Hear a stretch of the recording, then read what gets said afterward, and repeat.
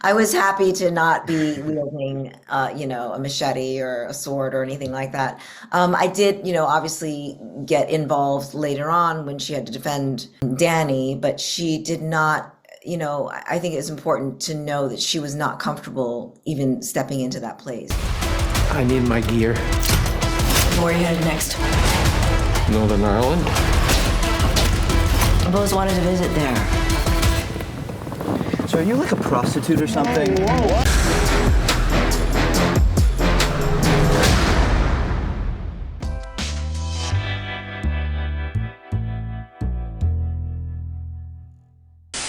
So, Simon, at this point in your career, you've directed so many action films and you're clearly very good at what you do. So, when it comes to picking a project, does it down to the story, the actors, the action set pieces? What intrigues you the most and tends to be the thing that gets you to choose one project over another? Well, it's always the characters. I mean, even with an action film, I mean, I have to say, when I have an action script, I tend to flick through the pages of the action because they don't really make sense when you read them of people punching, jumping. Well, it's really hard to read. So I really only concentrate on the characters anyway, because the action part, I know I'm going to choreograph at a later stage and make its own little film within a film. So really, whatever the genre or whatever the style of film, it's always about the characters because that's the only reason people want to watch these films. Or if you have a successful film, I think it's because the characters were done well. So it was no different choosing this to any other film, except it was, the characters are really well done. So and I thought, this is something I want to spend time making. It takes a long time to make a film and I want to be in this world for a long time. And I think the audience will definitely give us the, hour and a half that it takes to watch it. So it's no different, this film, to any of the other big films I've done, that why I did it. Yeah. Well, Lucy, first of all, really big fan, and it seems like Anata and Dolinsky have quite the past. We don't see much of it in the film, but did you and Christoph work out any of your background together? Thank you very much. And no, we did not. We just kind of came to the set and we sort of, talked to Simon. We knew where we were going to land and sort of those major points. And we just went ahead and did it. I think we're both very professional. And we also had a natural chemistry that really helped. So that's something that's obviously very important when it's a character-driven movie. And of course there is action, but it's not what drives the story. Yeah. Well, and did you try to convince Simon to let you get more in on the action, or are you happily away from stunt work? I was happy to not be wielding, a machete or a sword or anything like that. I did, obviously get involved later on when she had to defend Danny, but she did not, I think it's important to know that she was not comfortable even stepping into that place. So Yeah. in that sense, she was sort of like the damsel in distress. Yeah. Well, and Simon, action is the toughest genre to do on a smaller budget. What do you think the key is to pulling off convincing action outside the studio system? Well, to make it as realistic as possible, because that's when the audience likes it the most. And on a lower budget, you have to sort of do everything for real in front of the camera, and so it's the jeopardy is much more tangible because everything in it could really happen. And so your character, especially these characters where, yes, Dolinsky was good, but he's not very good anymore. And Lucy's character never was a fighter, and Cooper's character is just starting off. So nobody is in a very strong position in this, and so everyone's pretty vulnerable.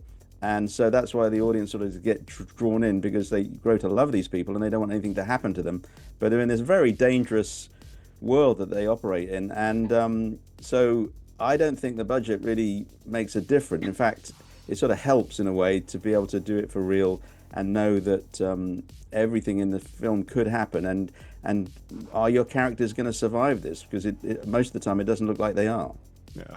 Well, and you've made so many of these action films, and I've always felt that action is best experienced on the biggest screen possible. And unfortunately, so many are relegated to short theatrical windows and streaming. So do you think the viewing experience is diminished for action these days?